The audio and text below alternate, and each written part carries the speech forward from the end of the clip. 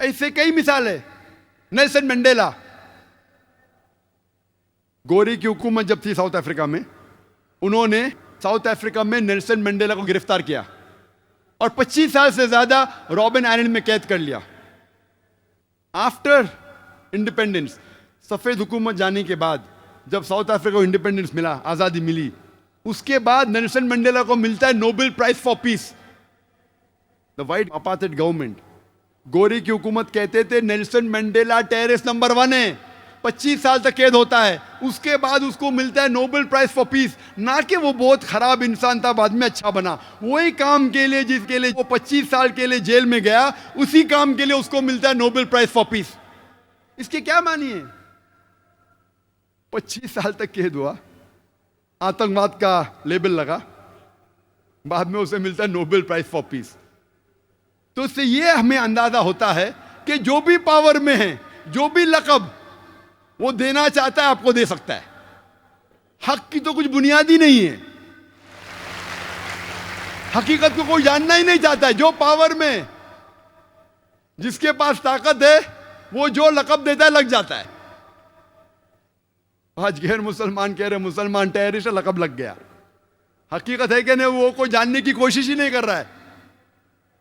जब मेरा एक इंटरव्यू हो रहा था तो इंडियन प्रेस में अक्सर प्रेस इंटरव्यू होते रहते, तो मुझे कह रहे थे टेररिज्म के ऊपर, तो मैंने उनसे कहा, जब ब्रिटिश प्रेस कहने लगी भगत सिंह को टेररिस्ट, आप मानते? बोलते नहीं। क्यों? वो गलत है। तो आज जब वेस्टर्न मीडिया, ब्रिटिशर्स, अमेरिकन कहते मुस्लिम टेररिस्ट है, तो आप क्यों मानते? तो वो हंसने लगा, हा हा हा। मैंने बोला आपने तहकीक की? बोलते नहीं, बस छाप दिया, जो रोटर्स भेजती है छाप दिया। आपने तहकीक की? बोले नहीं। क्यों? उस वक्त क्योंकि आप हिंदुस्तानी थे, आपको पता तो नहीं छापी। आज जब नहीं पता तो मत छापो ना, कुछ भी लक़ब दे देते आप छाप देते। क्यों? जब मैं ऑस्ट्रेलिया में गया था 2001 में दिसंबर में, 9/11 के चंद महीने बाद, ऑस्ट्रेलिया में मेरा टॉपिक था टेररिज्म एंड जिहाद, इस्लामिक पर्सपेक्टिव। जिहाद और दहशतगर्दी, इस्लामिक नजरिया। तकरीर खत्म होने के बाद सबसे पहला सवाल यूएस कॉन्सल जनरल ने मुझसे पूछा, doctor Zakir Naik, do you consider Osama bin Laden to be a terrorist? क्या आपकी नजर में ओसामा बिन लादेन एक दहशतगर्द है कि नहीं?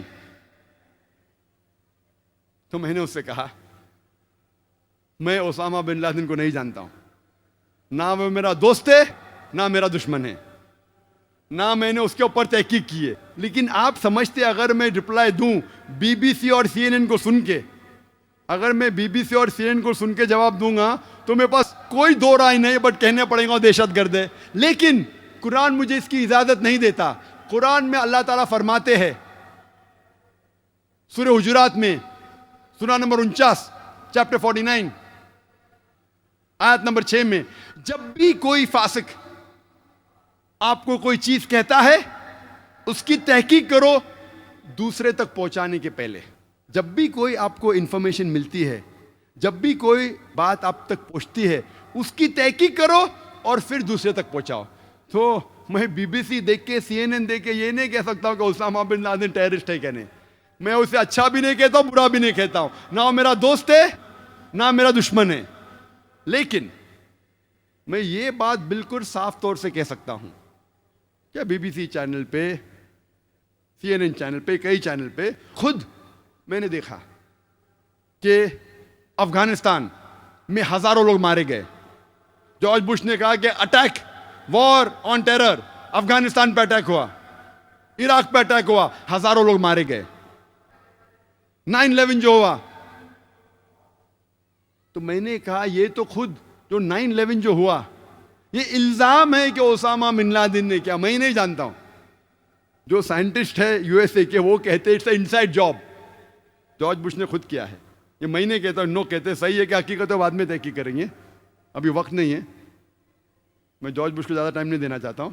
लेकिन ये जानता हूं कि खुद उसने अपने मुंह से कहा न्यूज़पेपर में, उसके मीडिया पे, उसके खुद के मीडिया पे, उसके खुद के चैनल के ऊपर क्या हजारों लोग का कत्ल हुआ अफगानिस्तान में उसके वजह से, कई बेगुनाह को मारा गया इराक में, उसने सैंक्शन लगाए, कई बच्चे लोग, 5 लाख से ज्यादा बच्चे लोग इराक में मरे because of the trade sanctions. तो मेरे नजर में आज की तारीख में सबसे बड़ा हत्यारा, सबसे बड़ा दहशतगर्द जॉर्ज बुश।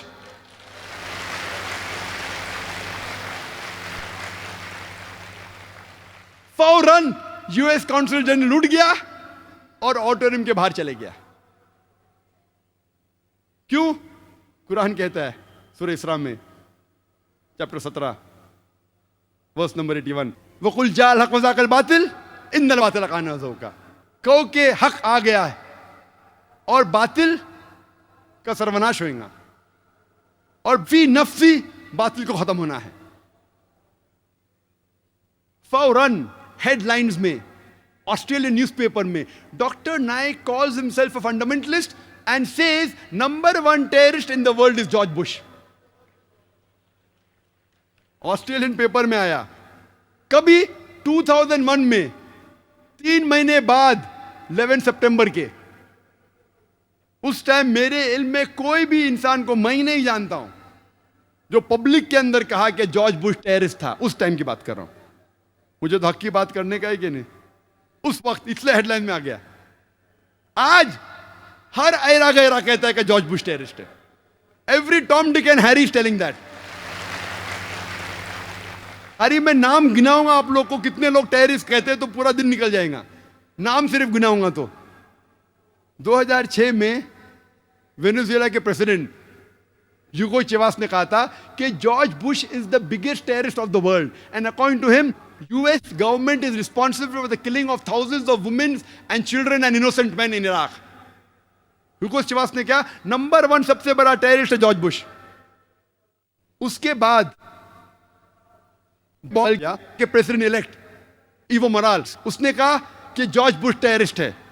हैरी बेलफोंट जो एक बहुत बड़ा एक्टिविस्ट है अमेरिकन और वो एक सिंगर भी है, उसने कहा कि बिगेस्ट टेररिस्ट जॉर्ज बुश।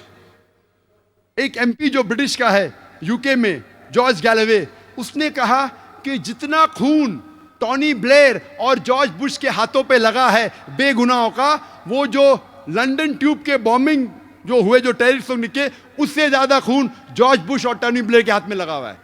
किसने कहा? एक गैर मुस्लिम जॉर्ज गैलवे जो मेंबर ऑफ पार्लियामेंट है यूके का। हमारे इंडिया में भी कितने लोग ने किया है, ज्योति बासु उसने किया 2006 में कि George Bush is the biggest terrorist.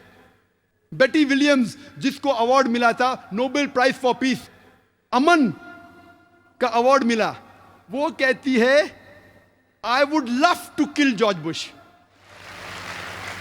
मैं बेहद पसंद करूंगी जॉर्ज बुश को कत्ल करने के लिए।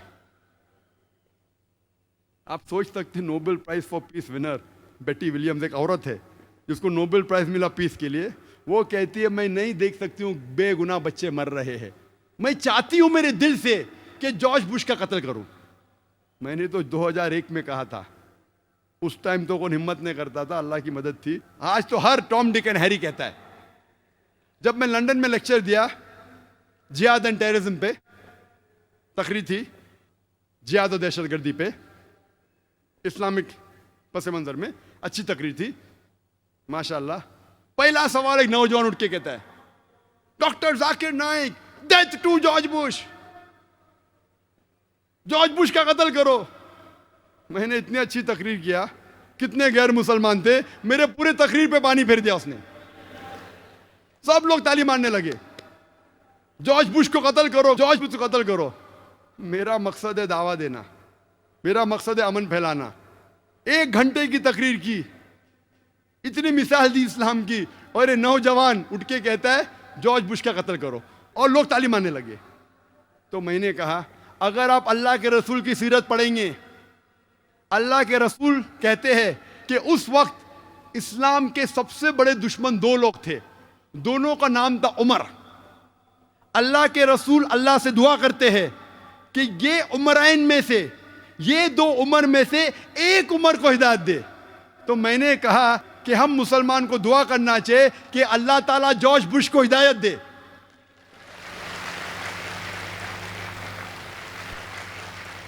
उसका कत्ल करके मुझे क्या कुछ फायदा होगा? तो सीरत जब पढ़ेंगे, अगर वो दुश्मन, हम जानते अल्लाह के रसूल ने जब ये दुआ की तो हजरत उमर रदियल्लाहु अन्हु, उमर बिन खत्ताब रदियल्लाहु अन्हु, उनको अल्लाह ने हिदायत दी। सबसे कट्टर दुश्मन थे इस्लाम के, बहुत सब लोग डरते थे मुसलमान, उनको हिदायत दी। फिर सबसे बेहतरीन मुबल्लिग मुजाहिद बन गया इस्लाम के लिए। इसीलिए माइकल शार्ट ने उनको 100 की टॉप लिस्टिंग पे मोहम्मद सल्लल्लाहु अलैहि वसल्लम नंबर 1 दिया और उनको दिया 52 नंबर पे। या कह सकते हैं कि टॉनी ब्लेयर जॉर्ज बुश में से कोई को हिदायत दे। हमें इस्लाम पेश करने में सही तरीके से करना, हिकमत के साथ, जज्बाती बन के नहीं। गैर मुसलमान है